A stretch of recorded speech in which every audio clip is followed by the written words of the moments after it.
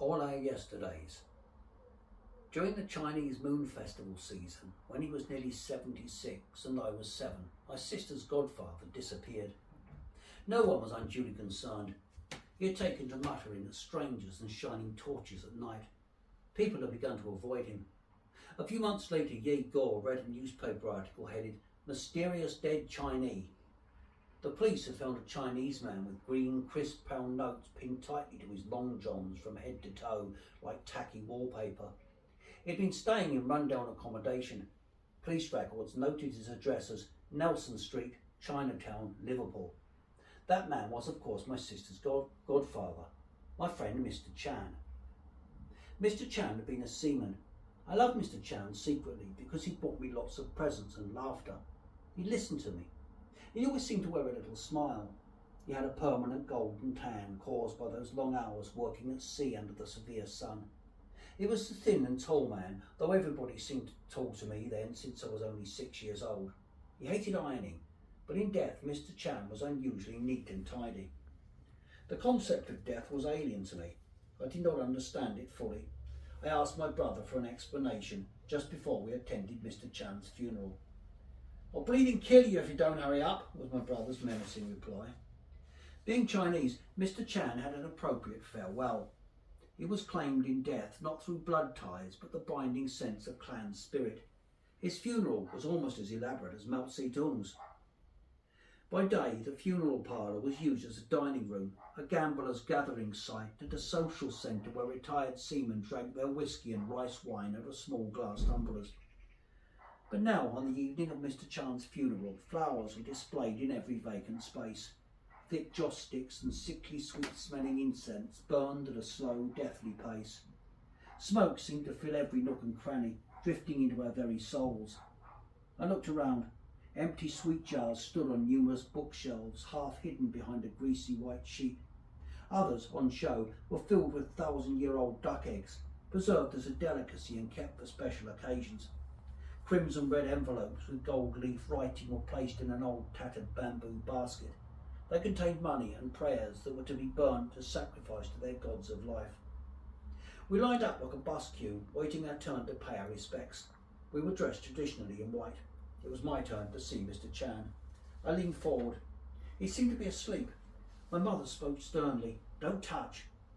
Who can resist flouting the signs that read, wet paint, do not touch? What did a dead person feel like, I thought? Is he really dead? Would he jump up and say it was only a joke? Dressed in military-style funeral uniform, I was masked behind mourning formality. My mother told me to say goodbye to Mr. Chan. She also told me to behave myself, but my fingers twitched with involuntary curiosity and I struggled with my conscience, thinking aloud to myself, to obey or not to obey. Suddenly my finger launched itself towards Mr. Chan's face like a pre-programmed rocket towards the moon. "Mr. Chan, wake up," I whispered. He was stiff as hardboard. Shock chilled my bones and I quivered. Did he move? Icy water flowed through my veins, through sinews, through pores, drenching all feeling, all thought. Sweat dampened my starch-silk mandarin collar. My throat constricted. He was cold, stone cold, jade cold. I froze as if his stillness was contagious. We were linked by more than touch. His death was somehow my death. Through the candlelit gloom I became aware of my relatives staring in horror. Suddenly my mother slapped away my hand and I breathed again. "Bloody idiot," muttered my uncle. "Tut tut, stupid girl," the priest hissed. His breath was insufferable and spat when he spoke. After a severe reprimand, my eyes sank down heavily towards the ground in deep shame and guilt. I could not fully understand my unforgivable crime. The humiliation was overwhelming. Unable to face people, I headed for the sanctuary of the ladies' toilets to nurse my wounded spirits. I locked the huge Victorian-style mahogany door behind me. Burning incense, the smoke of morning drifted eerily and drearily into the dim, solemn, dank room. Shafts of daylight, muted by the grimy panes, fell upon the old-fashioned toilet. It looked like a throne in a play. A long, rusty cast-iron chain hung from a china clay bowl. Fat flies buzzed to and fro.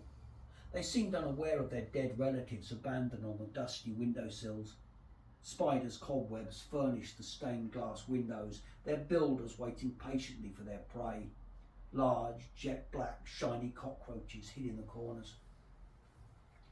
Sitting on the toilet seat like a queen on her throne, I said to myself, I wish I was dead too. Then they would be sorry and it would serve them right. I nurtured my wrath like brewing broth on a raging fire. Tears rolled down my face like a water fountain. What happened to Mr. Chan? I kept asking myself.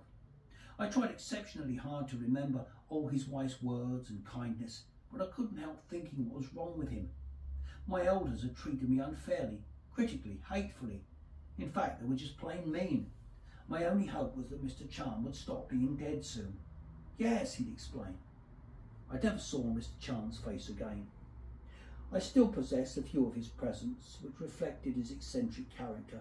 One bamboo back scratcher, one bone-handled jungle knife, and one hardback autobiography of Winston Churchill. All his gifts smelt like mothballs.